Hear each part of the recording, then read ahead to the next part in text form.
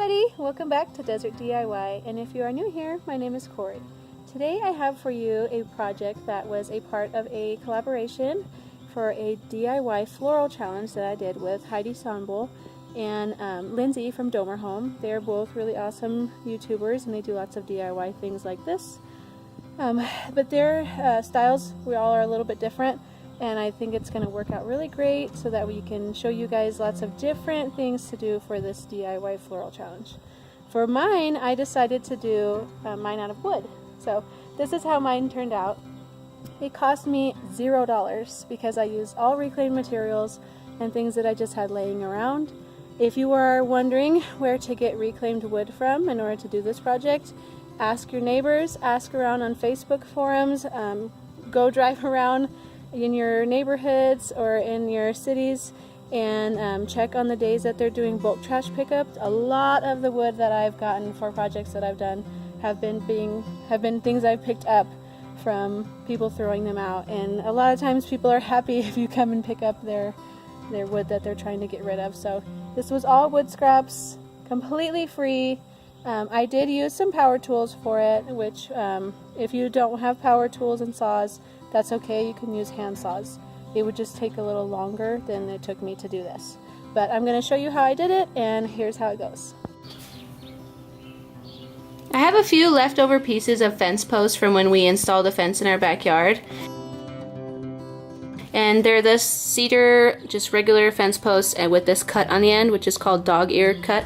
So what I'm going to do is cut them in half and then create the dog ears cut on this side, and these will then become my petals on my flower. And it cost me nothing because it's scrap wood that would have been thrown away. I lined up all three pieces of wood together and even cut them this way so that they're the same size, all three of them. And I'm going to line up my saw blade on here first to make sure that where I'm cutting makes sense, because it can be kind of confusing if you're going off of this hole here. It's better to just do like a dry run and see where the saw lands on the wood first. So I have it at a 45-degree angle, and I'm going to cut through all three pieces at the same time.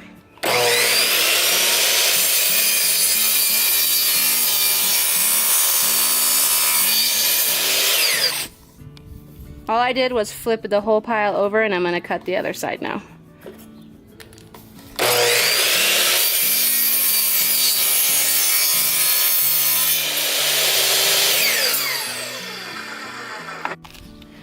I lined up my piece of wood centered on the saw blade and measured it with the measuring tape just to make sure that we can find the center. And now I'm just going to do a straight cut, and I have the saw on 0 degrees now instead of 45 degrees. And they're still all three stacked together, so I'm going to hold it nice and tight.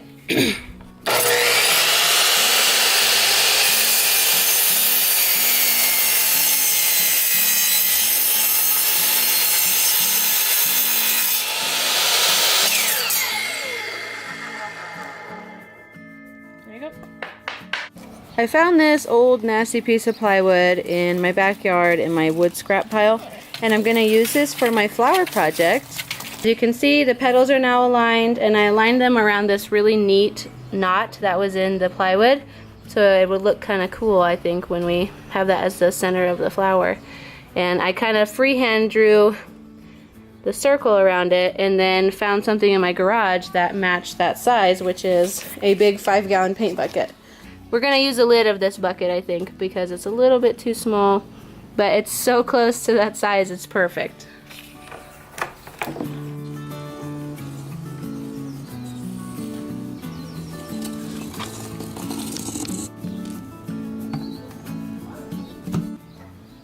I set up my sawhorses and set my plywood on top of the sawhorses, and I made sure that the part that I'm cutting out was in the center of the sawhorses so I don't hit the sawhorse, and also so it's more balanced when I'm putting my weight on it.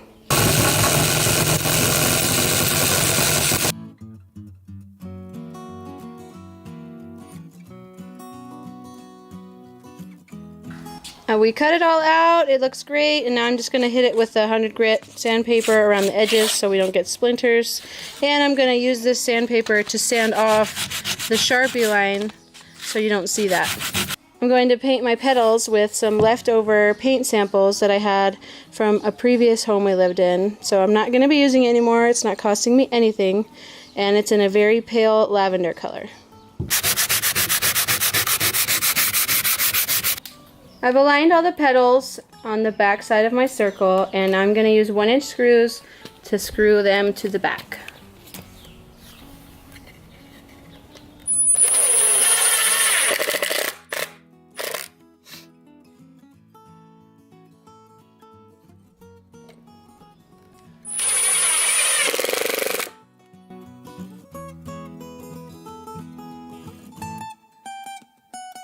I was trying to figure out how I could get this mounted to something that could go into the ground, like a stake of some kind. And I found this old fence post that I had in my wood pile, and I'm going to use this as the stake. I'm just going to attach it to the back of the flower at this end here, and then the pointy end will be the end that we drive into the ground.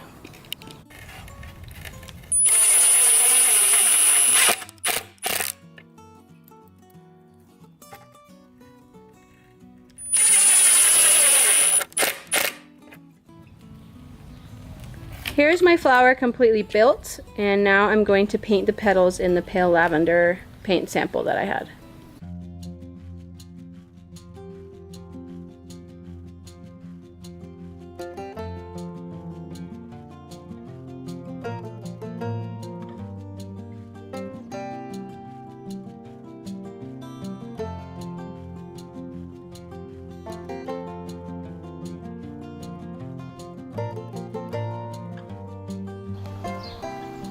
The purple is all finished being painted, and I only got a very small amount of this paint on my clothing today, so I'll take that as a win.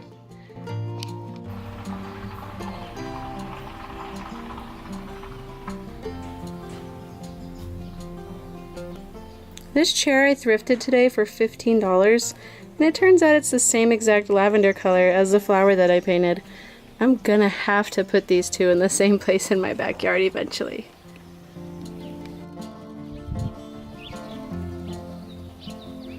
The pot that I have this in is a galvanized bucket, and I haven't planted any flowers in here yet.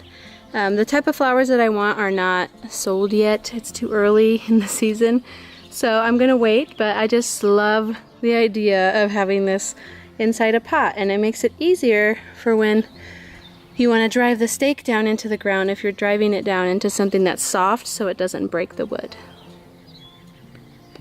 Well, what did you think? I had a really good time doing this, and I will put the link below to this playlist and also the links to see Heidi Soundbowl's channel and Lindsay from Domer Homes channel, so you can check out all of the cool things that they've done.